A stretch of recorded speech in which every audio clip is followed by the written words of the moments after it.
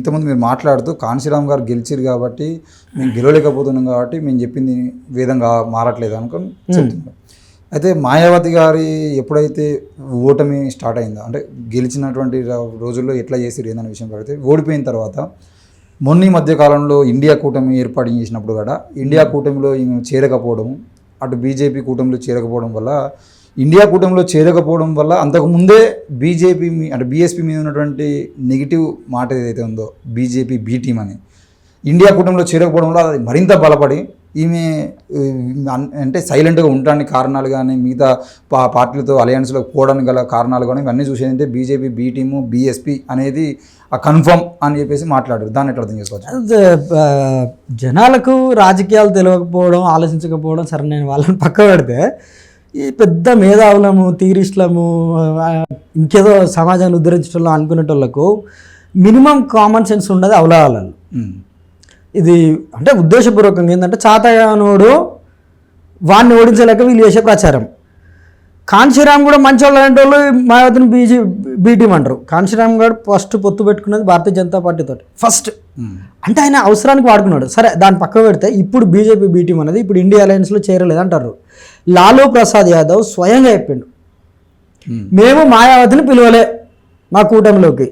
ఇప్పుడు వాళ్ళు దేశం అంతా తిరిగిరు కదా, వాళ్ళు బీహార్లోనే ఉంటే అరవింద్ కేజ్రీవాల్ పోయి ఫోన్ చేయాలని నీ దగ్గర జాయిన్ అవుతా అని.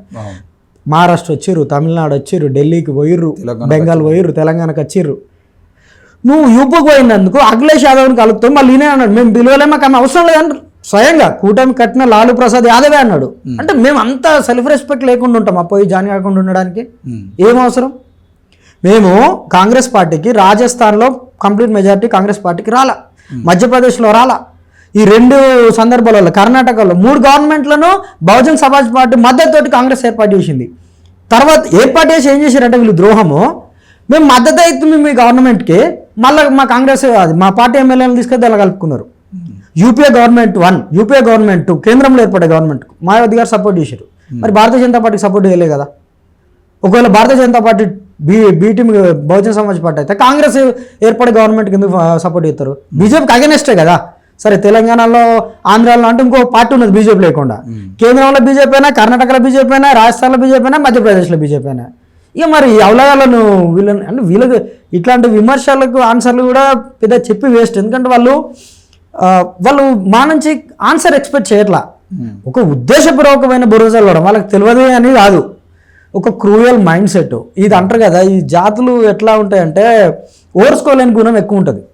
మనకంటే ఇప్పుడు రాకేష్ గాడు ఉన్నాడు, వాడు ఇంకోడు కలిసి ఛానల్ పెట్టారు. రాకేష్ గాడు కొంచెం మీద పోతే ఓర్చుకోరు. రాకేష్ గాడికి ఆడికి ఏం తెలుసు, అన్నీ నేనే చెప్పిన వాడికి, నేనే దగ్గర ఉండి కెమెరా ఎట్లా పట్టాలి మాటలే అంటే ఇట్లాంటి ఒక దిక్కుమాలిన మనస్తత్వం. పోనీ సరే మా వల్ల కాదు అనుకుందాం, నువ్వేం చేసినావు ఇది కదా, సరే నేను నా వల్ల కాదు, నేను బంద్ చేస్తాను, నేను దూకున్నా బంద్ చేసుకుంటాను, నేను ద్రోహం చేస్తాను, ఇంకేం చెప్తాను. నువ్వు పోయి పాపను సంకరాక్తాను. కాంగ్రెస్ బీజేపీ నువ్వు 60 ఏళ్ళు పోరాటం చేసింది దాని మీదనే. 10 ఏళ్ళ కిందనేమో 2014 ముందు ఈ కాంగ్రెస్ లేకుంటే దేశాన్ని అమ్మిపడేస్తున్నది వీళ్ళే. దేశాన్ని అమ్మిపడేస్తుంది అయిపోయింది, ఇక ఇండియా ఉండదు, ఇక పోయి స్విస్ బ్యాంక్లో తాకట్టు పెడతారు అని డైవర్ట్ చేసింది వీళ్ళే. ఒక క్లారిటీ లేదు వీళ్ళకు. దాన్ని మన పోయి ఆ వ్యతిరేకత అంతా భారతీయ జనతా పార్టీకి ప్లస్ అయింది, భారతీయ జనతా పార్టీ గెలిచింది. ఇప్పుడు ఇక మతోన్మాదం వచ్చింది. ఎన్నడూ ఇక దేశంలో ఏం మతోన్మాదంలో ఎప్పుడు జరగలే, కులోన్మాదంలో ఎప్పుడు జరగలే, ఇప్పుడు కొత్తగా వచ్చింది. నేను మొన్న మీటింగ్కి పోతే ఇంతకుముందు చాలా అద్భుతంగా ఉండేది. ప్యారడైస్లో ఉండేటోళ్ళం మేము, అట్లా పుష్పక విమానంలో తిరిగేటోళ్ళు ఎస్సీ ఎస్టీ బీసీలు. బీజేపీ రాగానే మతం అంతటా ఉన్నది. కాంగ్రెస్ ఉన్నప్పుడు ఉన్నది, వీళ్ళు ఉన్నప్పుడు ఉన్నది. ఇప్పుడు బీజేపీని ఒక్కదాన్ని ఒంటరిని చేసి మళ్ళీ కాంగ్రెస్కి అనుకూలంగా మాట్లాడతారు. అంటే ప్రతి 5 ఏళ్ళకి ఒకసారిగా ఇదేగా, వీడు పోతే వాడిపోతే వీడు. మళ్ళీ ఈ బహుజన్ సమాజ్ పార్టీ మీద వచ్చే విమర్శలు ఎట్లాంటివి అంటే ఒక క్యాస్టేస్ట్ స్లర్స్, ఇవి కులపరమైనవి. బాబాసాహెబ్ అంబేద్కర్ని కూడా ఆ టైంలో బ్రిటిష్ ఏజెంట్ అన్నది వీళ్ళే అన్నారు. ఈవెన్ దళిత్ లీడర్స్ తోటి కూడా అనిపించారు. దళిత్ లీడర్స్ తోటే ఈయన ఎవరు బీజేపీ ఏజెంట్ అని. కాంశీరామ్ని కూడా అన్నారు, ఆయనకు కూడా తప్పలా. పువ్వులని కూడా అన్నారు తెలుసా బ్రిటిష్ ఏజెంట్ అని. అంటే ఇది ఎవడు చెప్పిస్తాడు మరి, ఎవడు అనిపిస్తాడు? అప్పటి నుంచి ఉన్నది ఎవడు? ఇదే కాంగ్రెస్ పార్టీ కదా. వీళ్ళందరూ కాంగ్రెస్ పార్టీకి అగెనిస్ట్గా ఫైట్ చేసిన వాళ్ళే. ఈవెన్ అప్పుడు ఆ టైంలో బీజేపీ లేదు కాబట్టి బీజేపీకి అగెనిస్ట్ ఏం కావచ్చు, ఇవాళ పెరిగింది బరాబర్. మీ ఐడియాకి అగెనిస్ట్ బై అంటే బీజేపీ ఏజెంట్ కాదంటారు.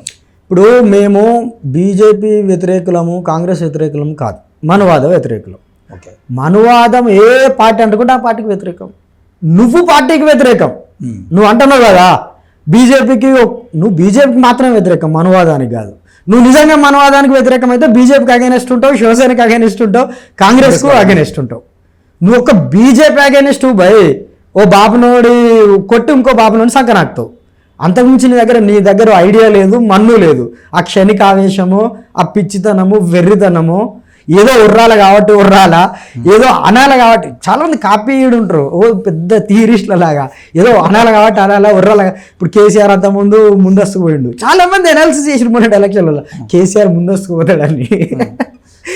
అది ఎనాలిసిస్, అది వాడు అప్పుడు పోయింది కాబట్టి ఎగ్జాంపుల్ పట్టుకొని నువ్వు చెప్తావు తప్పితే నీకు మన్ను తెలియదు. రాజకీయంలో వీళ్ళు ఎవ్వరికి జీరో బర్రెగుడ్డు. నేను అందరు తెలంగాణలో ఉన్న ఈ దిక్కుమాల మేధావులు అందరితో పచ్చిగా రాజకీయాలే మాట్లాడినా కూర్చొని నేను మీటింగ్ పెట్టినా 2021 రాజకీయాల గురించి. ఎవరికి తెలియదు గుండు సున్నా బొగ్గు ఎందుకు అక్కరం కానీ బెప్పంగాళ్ళు ఇల్లు. ఇక వీళ్ళోటి పొలిటికల్ ఎనర్జీ చేయడం, మమ్మల్ని ఒకటి అనడం.